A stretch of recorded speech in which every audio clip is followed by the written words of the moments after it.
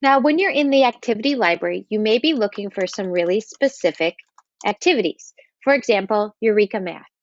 So if I type Eureka Math into the search bar and I don't filter anything out, there is the potential that I will find some pre-made activities that go along with this curriculum.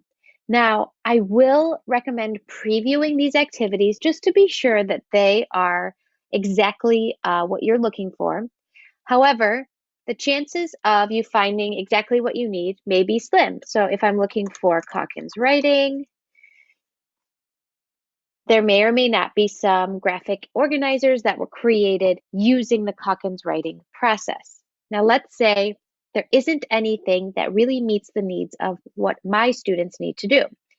So if I go to my library, I'm going to want to create an activity from scratch. So to do that, I'm going to click on the plus create new activity.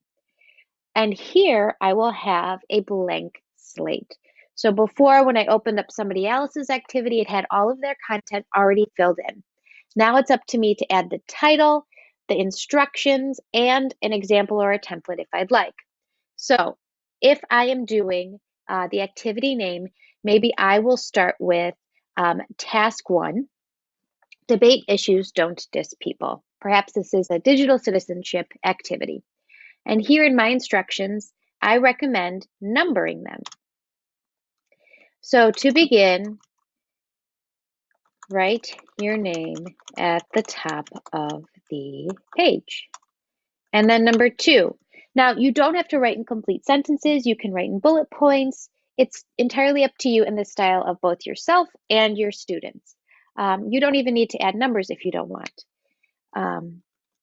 Draw an image that represents your group. Discuss why this image was selected and record your reasoning.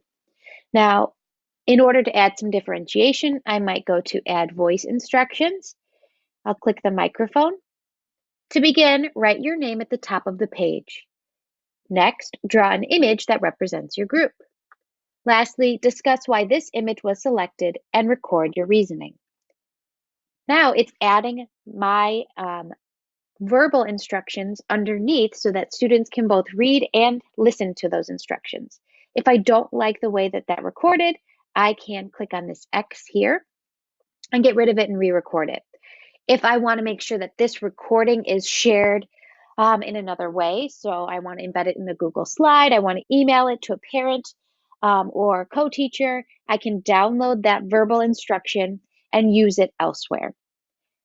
In addition, I can add multimedia instructions or examples. I can upload something that was already created on my computer. I can draw, I can do a video, I can add a link to a great example, take a picture. So the difference between photo and upload is the photo is going to open up to my camera and take a live picture, whereas upload is going to grab a photo that was saved on my computer. If I add a note, it will give me kind of a open blank space for me to just type out some more directions.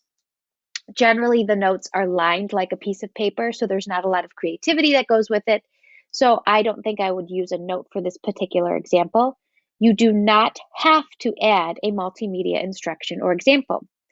And then lastly, you can add a template for student responses. So if you have a graphic organizer that is on your computer, so you downloaded a PDF or you have something from Teacher Paid Teachers, you can add that here because you'll, again, get those same responses. You can upload it from your computer.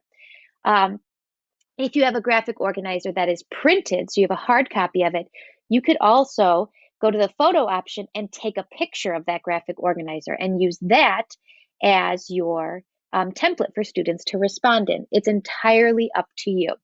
If I go to more options here, there's some teacher notes that you can add for yourself so that going back in this activity later on, you could say, you know, I'm going to allow students 2 working periods to finish this. The way I group students was la-di-da-di-da. So these are just notes for you to remember more specific ideas about the actual lesson.